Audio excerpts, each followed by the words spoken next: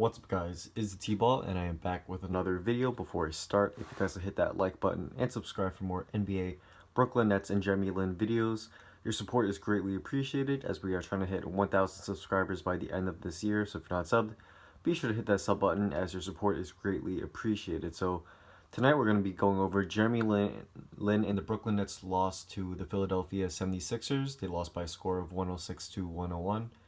So some quick key box score stats. Jeremy Lin with 11 points, 7 assists, 6 rebounds, and 4 steals. He had 2 turnovers and 3 personal fouls with a plus-minus of +1. He played 30 minutes of playing time, so great to see Lin hit the 30-minute mark. He shot only 4 of 14 from the field, 0 of 4 from three-point range, and 3 of 4 from the free throw line. Brook Lopez played great with 26 points, 9 rebounds, 6 assists, and 2 blocks. So a quick recap, the Nets came out kind of lackadaisical, as so were the Sixers. Both had some very sloppy plays. The Nets took a lead at one point in the first quarter, but once the bench came in, they lost it and were down, I want to say, by 7 points at the end of the first quarter. The starters came back in the second quarter to make a small comeback, but they were still down by only 1 at the end of the first half. In the third quarter, the Nets starters built up a sizable lead. I want to say it was about 8 points. But once, the Nets bench came back in, the bench lost the lead, and at one point in the fourth quarter, they were down by 6 because of an 11-0 Sixers run between the end of the third quarter and the start of the fourth quarter. They eventually came back by scoring a couple baskets, and the Nets starters came back down 2. So, later in the fourth, some very biased calls, which I will get into later in the video for the Sixers received multiple touch fouls, resulting in them getting free throws because the Nets were over the limit, which basically means if the Nets are called for a foul, even if the Sixers are not shooting, they will get 2 free throws. The Sixers will get 2 free throws. Lin got some very unfavorable calls for him in the remaining minutes of the game.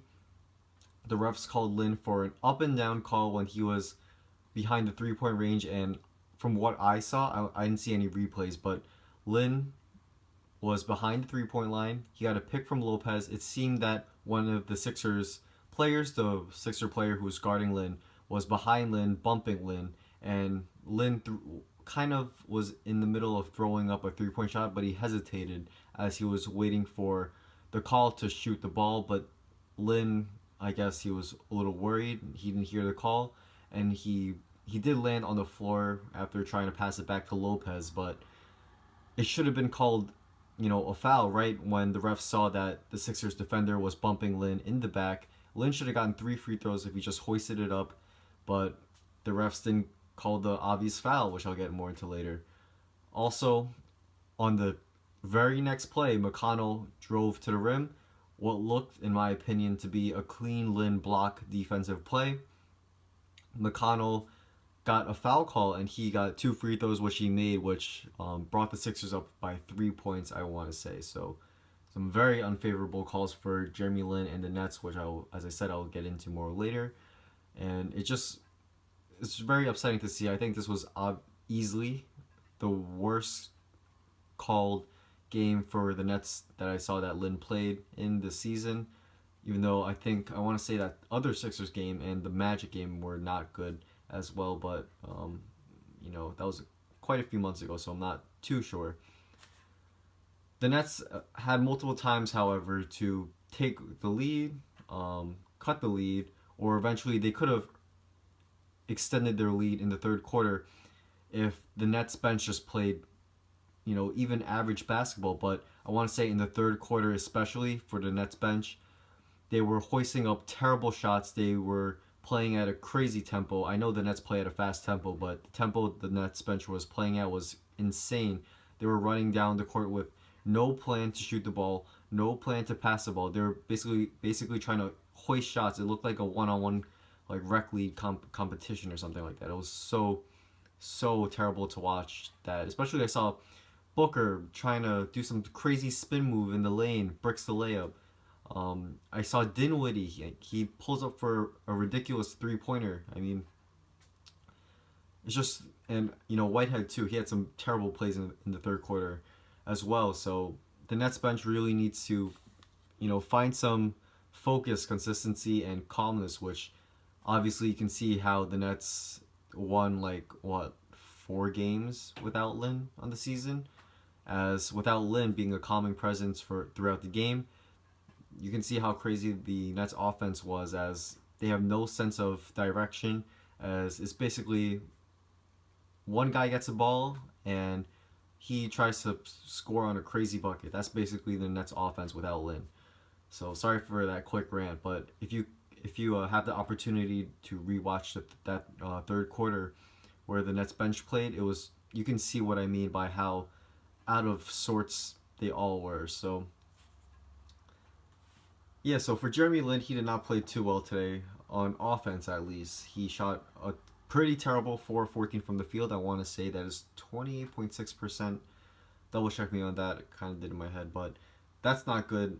Um, his shooting has been way off the past 5-6 games. I know over his last 4 games, Lin has shot 38.8% from the field, and I want to say 17.6% from 3-point range. Double check me on that.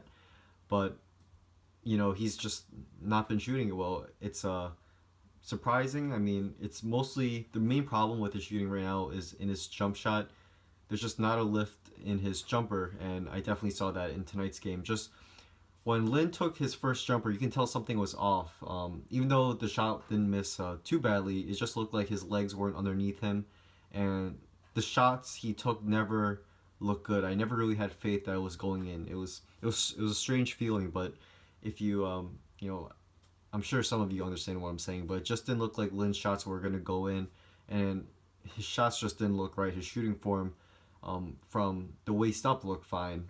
I'm assuming, but there's still a lot of, there's still too much arc in his shot from compared to the beginning of the season when Lin's shot was much lower arc and it was like a perfect jumper. It was wet.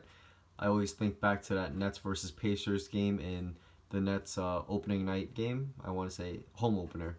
And now Lin's shot just looks like it's way too much arc, and like there's not a lot of lift in his jumper. And you can kind of compare this shot to when Lin was in his first year in Houston, when he first started in his first couple games, when Lin was trying to mesh with Harden. His jumper wasn't too great at that point. I think at one point during that season he was shooting 20 something percent from three. He eventually brought it back up later in the season with some crazy shooting in April, but that's besides the point.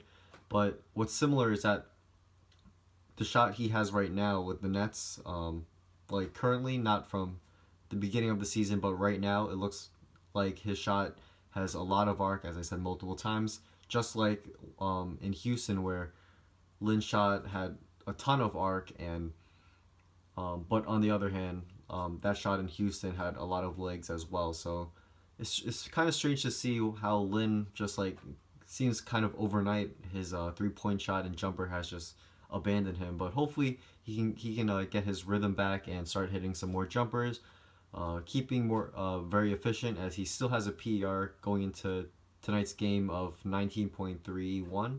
So Lin's still very efficient. It's just he just got to improve that shooting a little bit. But on the other hand, his drives have looked great. It looks like he's almost at full speed, full Lin. It looks like he's around 85% on his drive, so great to see that. Hopefully he can eventually hit that 100% mark and be ready for opening night for the 2017 to 2018 season, where I definitely think if the Nets have a couple of nice pickups, they can definitely try to make a run at a playoff spot. So Lin's passes look good. He had 7 assists tonight. He did have a couple, no, excuse me, I think he had only one bad pass where it was in the beginning of the game. Lin threw a pass that was too wide for Lopez, and Lin just tapped his chest and he was like, my bad. So that was the only bad turnover I saw from Lin today. Let me just see. Yeah, so the Brooklyn connection is getting better and better with each passing game. It's nice to see Lopez play well tonight. I'll get more to him later. And just for Jeremy, he just got to keep shooting, keep trusting his shot, and hopefully he can find out what's wrong with his shot. I mean, maybe it's just a little too much arc, which is what I think is happening right now. And hopefully, Kenny or or maybe Doc could like text him or something and say, hey, um, just stop giving your shot so much arc. Maybe shoot a little lower. Maybe, I don't know. I'm not a shot doctor or anything like that. So also, Lin's defense tonight was excellent. He had 4 steals and he should have had 1 block. In the first half, he had a great defensive play where I saw him block McConnell's shot. I'm pretty sure it was Lin, but I guess they didn't credit him, which is very common for these scorekeepers to do.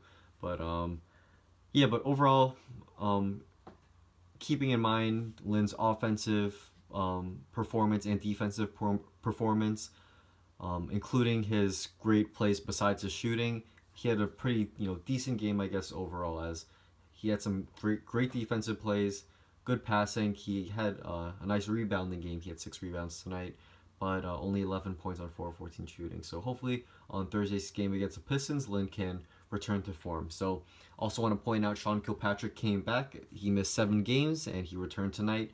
He scored a decent 9 points on 4-7 shooting. He looked pretty quick on his drives and he hit a 3, I want to say, but he still takes like so many bad shots, and it just seems kind of weird that once Kilpatrick comes back, the Nets lost again. I know it's probably just a coincidence, as I know Kilpatrick before his hamstring injury with Lin coming back, he was playing some good basketball. So it's just a coincidence, I guess. Hopefully that's all it is.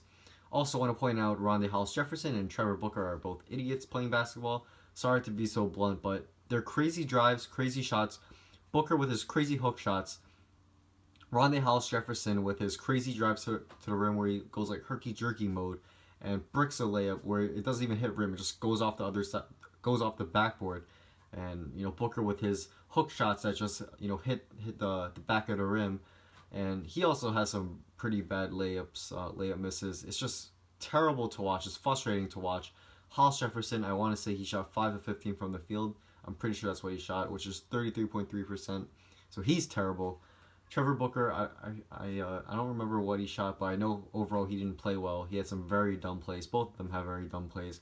Both of them specialize in rebounding, as they are both good rebounders, but they got to stop trying to do so much on offense when all their strength really is rebounding and defense for Rondae Hollis-Jefferson too. But honestly, if the Nets can somehow trade Booker for like 2 seconds, do it in a heartbeat. I mean, this guy is just not good. I don't know. He was decent in the beginning of the season. Now he's just trash in my opinion. So also want to point out Brook Lopez, on the other hand, was great as usual. He had, let me just double check, 26 points, 9 rebounds, 6 assists, and 2 blocks. He had some nice cutting passes, nice kickouts to the open guy for the 3. He hit some threes, and he shot an efficient 10 of 15 from the field and 3 of 7 from 3-point range. So I definitely can see Jeremy Lin and Brook Lopez, joining forces next year with more chemistry, more minutes playing together, more practice. They're going to be a great dynamic duo next year for hopefully a playoff seed. I feel it. So that's a wrap. Thanks guys for watching. Hope you guys did enjoy my video. If you guys did, be sure to leave a like and subscribe. Also leave any suggestions down in the comments below, as I love to see any of your suggestions. What do you guys think about tonight's game as well?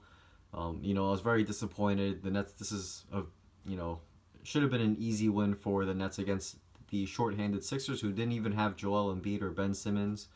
But it is what it is. They've been playing great basketball, or at least decent basketball since Lin's return. So hopefully the Nets can take a W on Thursday against the Pistons. So I'm probably going to be making a video for that. Maybe, maybe not.